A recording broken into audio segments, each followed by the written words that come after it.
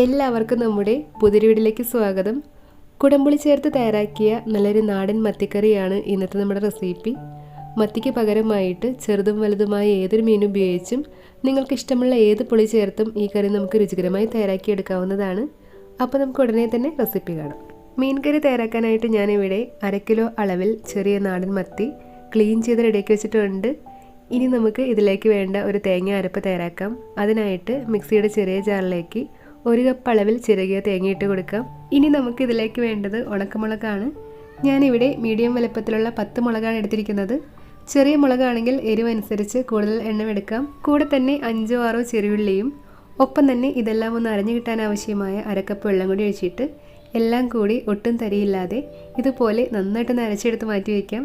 ഇനി നമുക്ക് മീൻ കറി തയ്യാറാക്കാനായിട്ട് ഇതുപോലെ ഒരു മൺചട്ടി സ്റ്റൗവിൽ വെച്ച ശേഷം 2 ടേബിൾ സ്പൂൺ വെളിച്ചെണ്ണ ഒഴിക്കാം. എണ്ണ ചൂടായതിനു ശേഷം 2 തണ്ട് കറിവേപ്പിലയും ഒപ്പം തന്നെ 5-6 ചെറിയുള്ളി ചെറുതായി അരിഞ്ഞതും ചേർത്തിട്ട് ഒരു മീഡിയം തീയിൽ വെച്ച് ഉള്ളിയുടെ കളർ ഇതുപോലെ ഒരു ലൈറ്റ് ബ്രൗൺ നിറമായി കിട്ടും വരെ ഒന്ന് വഴറ്റിയെടുക്കാം.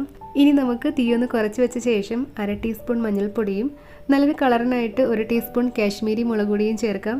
എരിവിന് വേണ്ടി ഉണക്കമുളക് ചേർക്കുന്നത് കൊണ്ടും കാശ്മീരി മുളക് പൊടി കളറിന് വേണ്ടി മാത്രമായതുകൊണ്ടും സാധാ മുളക് പൊടിയാണ് ചേർക്കുന്നതെങ്കിൽ 1/2 ടീസ്പൂൺ ചേർത്താൽ മതിയാവും. പൊടികളൊന്ന് യോജിപ്പിച്ചെടുത്താൽ ഉടനെ തന്നെ നമുക്കിതിലേക്ക് മിക്സിയിൽ അരച്ച് വെച്ചിരിക്കുന്ന തേങ്ങ അരപ്പ് ചേർക്കാം. തീ ലോ ഫ്ലെയിമിൽ തന്നെ വെച്ചിട്ട് ഈ തേങ്ങാക്കൂട്ട് നമുക്ക് മസാലയിലേക്ക് നന്നായിട്ടൊന്ന് യോജിപ്പിച്ചെടുക്കാം. ഇതിനോടൊപ്പം തന്നെ തേങ്ങ അരച്ച മിക്സി ജാറിൽ ഒരു 1/4 കപ്പ് വെള്ളം കൂടി ഒഴിച്ചൊന്ന് കറക്കി അതുകൂടി ചേർക്കുന്നുണ്ട്. ഇതെല്ലാം നമുക്ക് നന്നായിട്ടൊന്ന് യോജിപ്പിച്ചെടുക്കാം. ഇനി നമുക്കിതിലേക്ക് വേണ്ടത് കറിക്ക് ആവശ്യമായ പുളിയാണ്. ഞാനിവിടെ 3 കഷ്ണം കുടംപുളി 1/4 കപ്പ് ചൂടുവെള്ളത്തിലൊന്ന് കുതിർത്ത് വെച്ചിട്ടുണ്ട്. ഈ പുളി നമുക്ക് വെള്ളത്തോടൊപ്പം ഇതിലേക്ക് ചേർക്കാം. പുളിവെള്ളം ചേർത്തിട്ട് നന്നായിട്ടൊന്ന് യോജിപ്പിച്ചെടുത്ത് ഈ പുളിവെള്ളം ഒന്ന് തിളച്ചതിന് ശേഷം ഇതിലേക്ക് നമുക്ക് കറിയിലേക്ക് ആവശ്യമായ വെള്ളം ചേർക്കാം. ഞാനിതിലേക്ക് 2 കപ്പ് ചൂടുവെള്ളമാണ് ചേർക്കുന്നത്. നിങ്ങൾക്ക് കുറച്ച് കുറുകിയാണ് കറി വേണ്ടതെങ്കിൽ 1.5 കപ്പ് വെള്ളം ചേർത്താൽ മതിയാവും. ഒപ്പം തന്നെ കറിയിലേക്ക് ആവശ്യമായ ഉപ്പ് ചേർക്കാം. 1.5 ടീസ്പൂൺ ഉപ്പാണ് ചേർക്കുന്നത്. കൂടെ തന്നെ എരിവുള്ള 2 പച്ചമുളക് നീളത്തിലരിഞ്ഞതും മീഡിയം സൈസിലുള്ള ഒരു തക്കാളി നീളത്തിൽ അരിഞ്ഞതും ചേർക്കാം. ഇതെല്ലാം നന്നായിട്ടൊന്ന് യോജിപ്പിച്ചെടുത്ത ശേഷം തീയൊന്ന് കൂട്ടി വെച്ച് ഇത് നമുക്കൊന്ന് തിളപ്പിച്ചെടുക്കാം. ഇതുപോലെ നന്നായിട്ട് തിളച്ചതിന് ശേഷം തീയൊന്ന് മീഡിയം ഫ്ലെയിമിലാക്കി വെച്ചിട്ട് കറി കുറച്ചൊന്ന് കുറുകി എണ്ണയില്ലാതെ തെളിഞ്ഞു കിട്ടും വരെ 2-3 മിനിറ്റ് നമുക്കിത് തുറന്നു വെച്ച് തന്നെ ഒന്ന് തിളപ്പിച്ചെടുക്കാം. ഇടയ്ക്കിടെ ഇതുപോലെ ഒന്ന് ഇളക്കി കൊടുത്ത് വേണം ഇതൊന്ന് തിളപ്പിച്ചെടുക്കാനായിട്ട്. അങ്ങനെ ഒരു 2 മിനിറ്റ് കൊണ്ട് കറി കുറച്ചൊന്ന് കുറുകി എണ്ണയെല്ലാം ഒന്ന് തെളിഞ്ഞു വന്നിട്ടുണ്ട്. ഇനി നമുക്ക് തീ ഏറ്റവും കുറച്ച് ലോ ഫ്ലെയിമിലേക്ക് വെച്ച ശേഷം കഴുകി വൃത്തിയാക്കി വെച്ചിരിക്കുന്ന മീൻ ചേർക്കാം.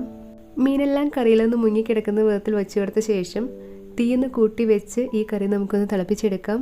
തിളച്ചതിന് ശേഷം തീയൊന്ന് മീഡിയം ഫ്ലെയിമിലാക്കി വെച്ചിട്ട് 5-6 മിനിറ്റ് നമുക്കിതൊന്ന് മൂടി വെച്ച് വേവിച്ചെടുക്കാം. ചെറിയ മത്തി ആയതുകൊണ്ട് 5-6 മിനിറ്റ് കൊണ്ട് തന്നെ മീൻ ഏകദേശം ഒന്ന് വെന്ത് കിട്ടും.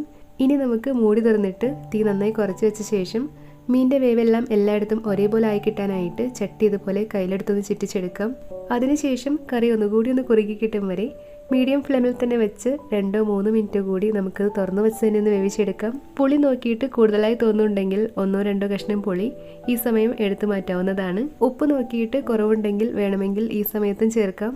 മീനെല്ലാം പാകത്തിന് വെന്ത് കറി ആവശ്യത്തിന് കുറുകി എണ്ണയെല്ലാം ഒന്ന് തെളിഞ്ഞു വന്നു കഴിഞ്ഞാൽ ഇനി നമുക്ക് തീ ഓഫ് ചെയ്യാം. അതിനുശേഷം നമുക്കിതിലേക്ക് നല്ല ഫ്രഷ് ആയിട്ടുള്ള കുറച്ച് കറിവേപ്പില വെച്ച് കൊടുക്കാം. കറിയുടെ തിളയെല്ലാം നിന്നതിന് ശേഷം 1 ടീസ്പൂൺ പച്ച വെളിച്ചെണ്ണ കൂടി ചേർത്തിട്ട് കുറച്ചൊന്ന് തണുത്ത് കിട്ടും വരെ നമുക്കിതൊന്ന് മൂടി വയ്ക്കാം. അങ്ങനെ നമ്മുടെ തേങ്ങ അരച്ച് തനി നാടൻ രീതിയിൽ തയ്യാറാക്കിയ മത്തിക്കറി ഇവിടെ റെഡിയായിട്ടുണ്ട്. ചോറിൻ്റെ കൂടെ മാത്രമല്ല ചപ്പാത്തിയുടെയോ പൊറോട്ടയുടെയോ അങ്ങനെ ഏതിൻ്റെ കൂടെയും ഇത് നല്ലൊരു കോമ്പിനേഷനാണ്. ഇന്നത്തെ നമ്മുടെ ഈ ഒരു നാടൻ മീൻ കറിയുടെ റെസിപ്പി നിങ്ങൾക്ക് ഇഷ്ടമായെങ്കിൽ വീഡിയോ ഒന്ന് ലൈക്ക് ചെയ്യാനും നിങ്ങളുടെ അഭിപ്രായങ്ങളും നിർദ്ദേശങ്ങളും കമൻറ്റ് ചെയ്യാനും ചാനൽ സബ്സ്ക്രൈബ് ചെയ്ത് സപ്പോർട്ട് ചെയ്യാനും മറക്കല്ലേ. മറ്റു റെസിപ്പിയുമായിട്ട് ഉടനെ കാണാം. താങ്ക്